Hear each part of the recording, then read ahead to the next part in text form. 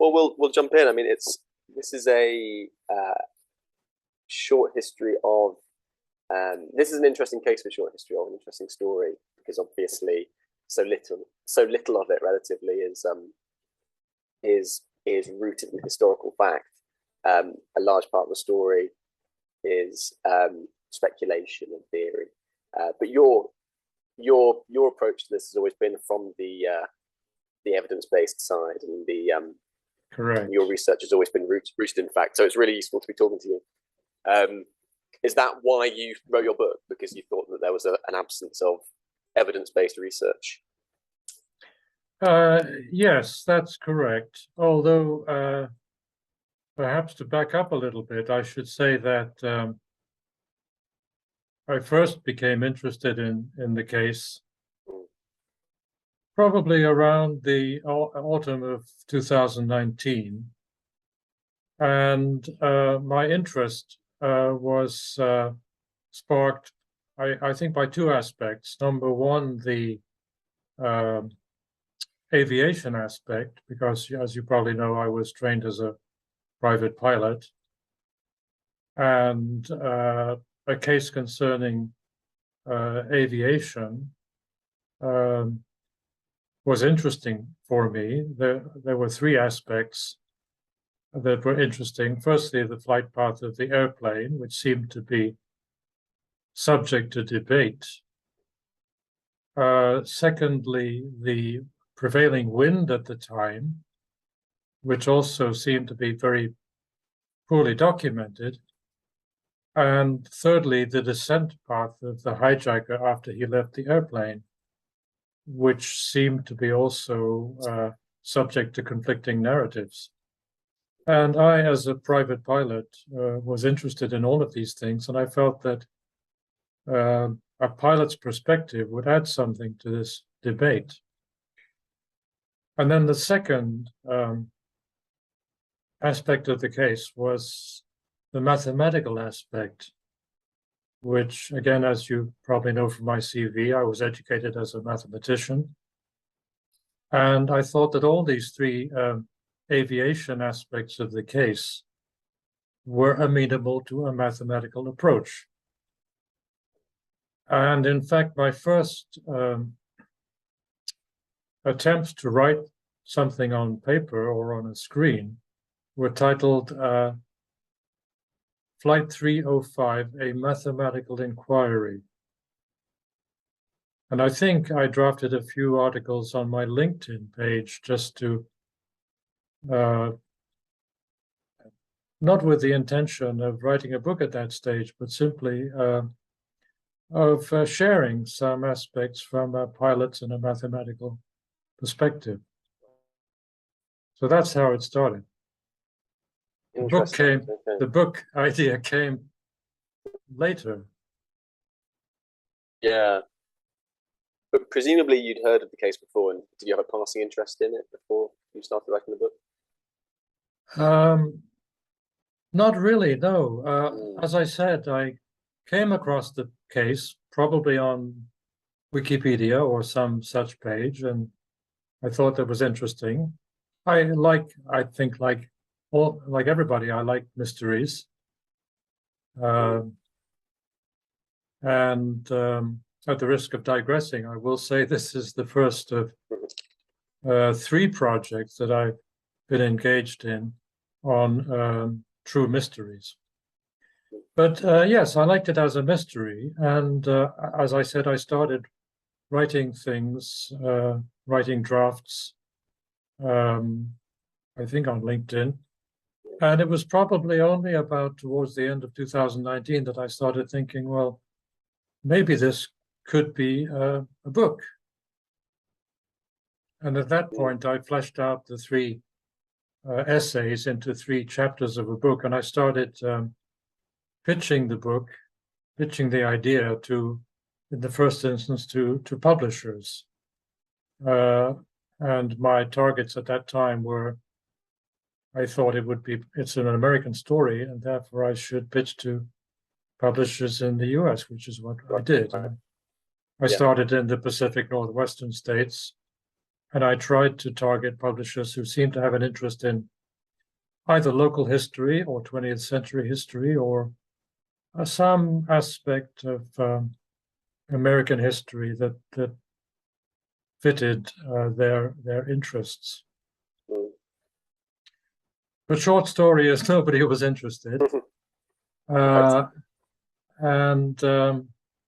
I kind of put it aside for probably a few months.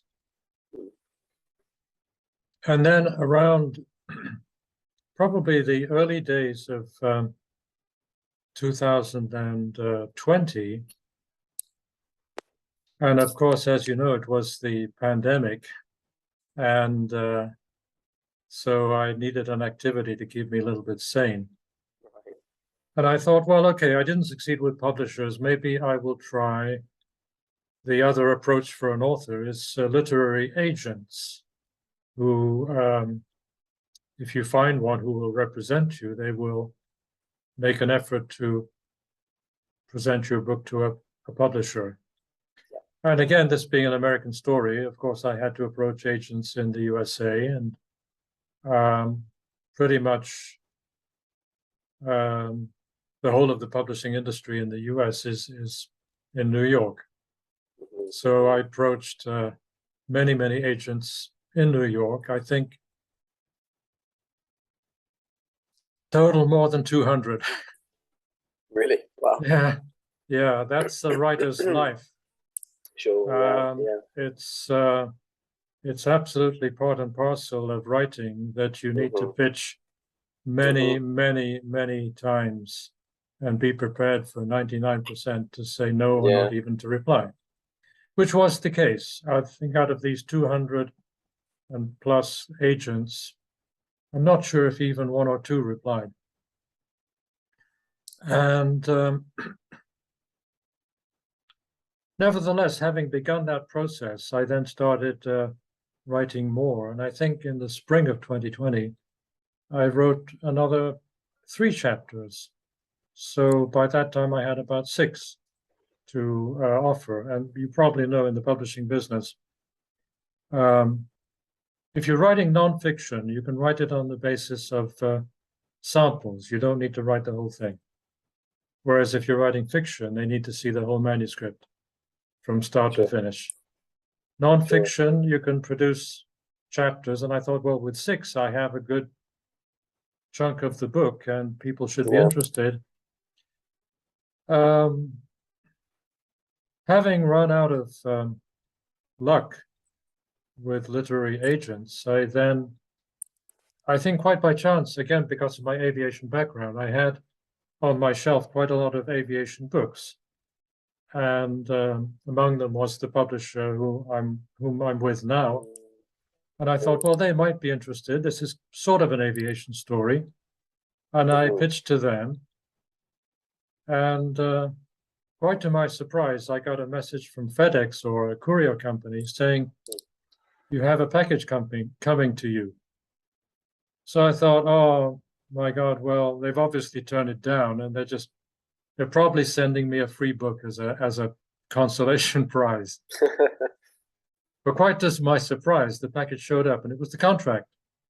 Wow. So all to my surprise, I found that I was a contractually committed writer, and I had to write the book. Had to see it through. Yeah. That was almost exactly the middle of 2020. Right. And they gave me 6 months to finish it. So my deadline was then December 31st, 2020. I had to finish the book. Yeah. Which I'm long sure story? It's been I was going to say, I'm sure I know that it's been a really valuable and welcome addition to the Cooper literary canon. I'm sure the community of DB Cooper enthusiasts and citizen sleuths will find it a really welcome addition, no doubt.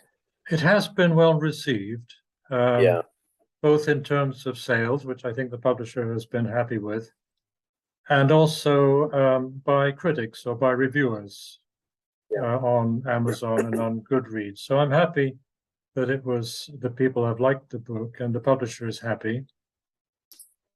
But I will say that the book is not aimed at fans or aficionados of the Cooper case. If you like, the Cooper community, or Cooperville as they call themselves, or Coopertown, or the Cooper vortex, there's many words for it. Yes. They are mainly people who are focused on solving the case. Yeah. In other words, come up with a name for the perpetrator. And I honestly felt I could not add anything to that debate. Because it was clear, and I honestly spent very little time thinking about the identity of the perpetrator. I thought that was starting from the wrong end completely. Yeah. I could see that people on these forums were starting with a suspect and then working back to find data that fitted their narrative. And I felt also that I had the same data as everybody else. I had the FBI files. I had FAA data. I had US Geological Survey, US Corps of Engineers. Anybody who wanted to look at this case had the same data as I had. So I did make the decision early on that I would not get into the debate about suspects and confessions, and also that I would not read any other books about Cooper, because I didn't, and I would not look at any other documentaries or films or anything like that, because I did not want to be influenced, even subconsciously, by other people's narratives.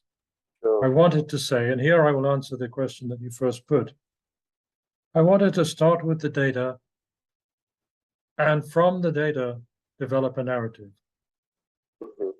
and not the other way around. Yeah. Well, for the purposes of the episode of this podcast, we'll focus on the flight and the flight path, and I spoke with Darren Schaefer, who I believe you've spoken to. With whom? I'm sorry. Darren Schaefer. He hosts. Oh, yes. Podcast. Yeah. Yes, Darren. I did a podcast with Darren. Yes, right. He was very a very nice host. Yeah, nice guy. Yeah. He's a very nice guy, and he anyway, we delved a little bit into the possible identity of the hijacker, so we won't go there today, but we will probably start, because we're imagining this episode as a sort of a chronological approach until it gets to the point where that chronology sort of breaks down, and we have to look at evidence that the FBI looked at later further down the line. But starting at the very beginning,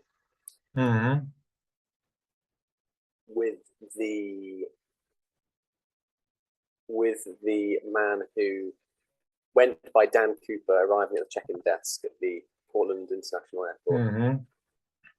If you could just pick up the narrative from there and explain to me what happened next. Okay. Well, obviously I don't want to repeat all the detail of that narrative, which is very, very well documented. But if I try to give you the essence of that story as I understand it, and again, working solely from the FBI files and not from any other take on that narrative, I will say the man came to the end of a queue at the check-in desk. He waited patiently in the queue. He got to the front of the queue and he said, can I get on your flight to Seattle? The ticket agent